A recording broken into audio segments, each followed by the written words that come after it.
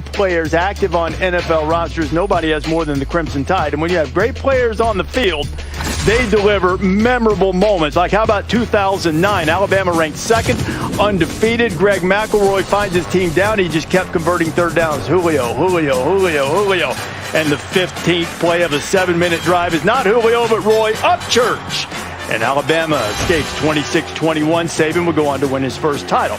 The next year, Alabama had a huge lead and the Cam back. First, Cam Newton to Terrell Zachary, and then Cam would find the late Philip Letzenkirk. They were throwing monopoly money at him when he came onto the field. That game was so hyped. It was.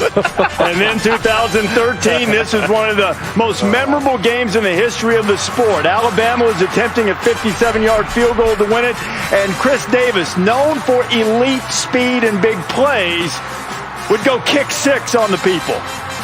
I mean, it's still, you can watch this 100 times. I know for Bama fans, they don't like it like that. But I mean, for college football, there comes Blake Sims. Lane Kiffin started throwing up touchdowns while the ball was still in the air, orchestrating everything from the sidelines. When in doubt, you may go to 9. Yeah, Amari Cooper. Find 9. It's over 200 yards receiving.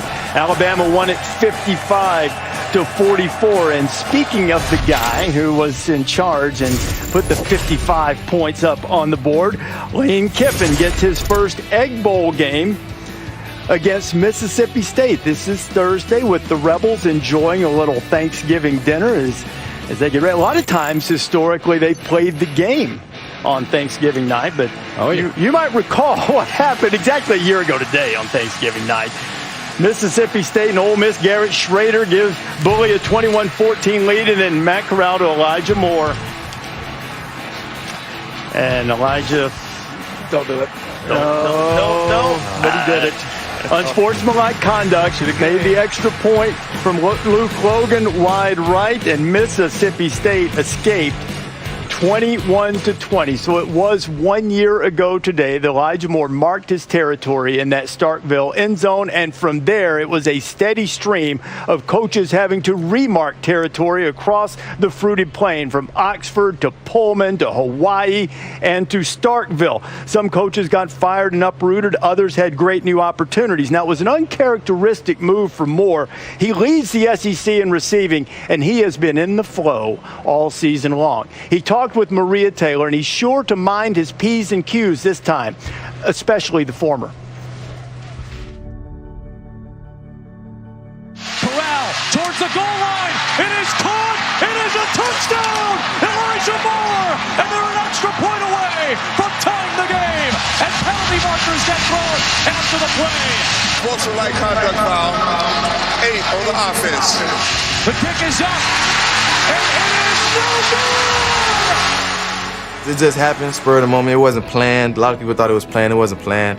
You know, you can't be affected by emotions. I let my emotions get the best of me, and I just know I will never let that happen again. You seem really motivated to improve yourself. Where do you think that comes from? Just working hard and changing people's perspective on me, because they don't really know the real me, and just to learn from it. Corral pump fake, throws deep over the middle. Moore is all by himself. Touchdown, Ole Miss. Okay, when Coach Kiffin comes on the scene, what's the first thing that he expresses to you? You better have some wind, because you're going to run. He likes to be creative. You know, he's not one-dimensional. He puts his players in, like, the best position to be them. Who are some of the receivers that you watch and try to match your game to on the field? Calvin Ridley, Amari Cooper, you know, AJ DK, really a bunch of guys. You know, I take certain parts of their games and try to plug it into mine and, you know, put my own swag onto it. All right, you brought up DK. What's the best advice that he gives you? Just to be me. You know, a lot of people don't really know how to be themselves. It's already a DK Metcalf. There has to be an Elijah Moore one day, too.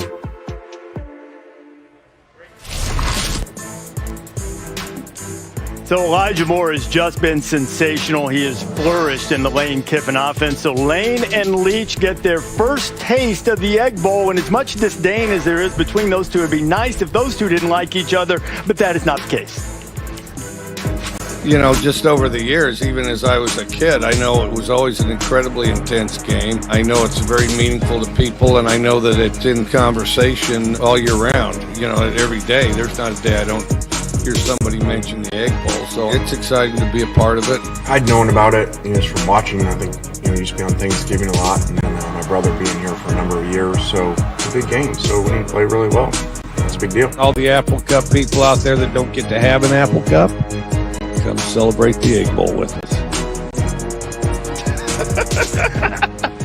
That Apple Cup didn't always go so well for Mike.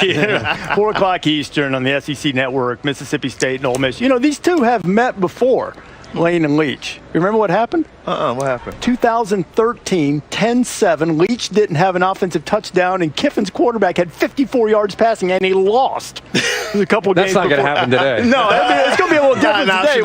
Wouldn't you say? Yeah, definitely. I think, we'll see some fireworks. But I was excited initially when Ole Miss, they brought in Lane Kiffin, and then obviously Mike Leach went to Mississippi State. But now it just seems like it's kind of flat. Ole Miss defense is terrible. They're going to score some points. We'll see a lot of yards. But like you said, they like each other, so you don't have like that grit. That's what I don't like. Yeah, they like each other a lot, That could change. Okay. Let them go at each other a little while. Let's hope so, David. Well, and typically in the Egg Bowl, you saw Elijah last year, but 2 years ago there was a fight and 4 people get ejected. So there's no love lost, and you think about this game every single year. It always matters, and it's the Egg Bowl's always talked about. And so I think maybe we can spark some hate between these two, and maybe they don't like each other and they have some words. But either way, plenty of points, plenty of offense, plenty of fun to watch.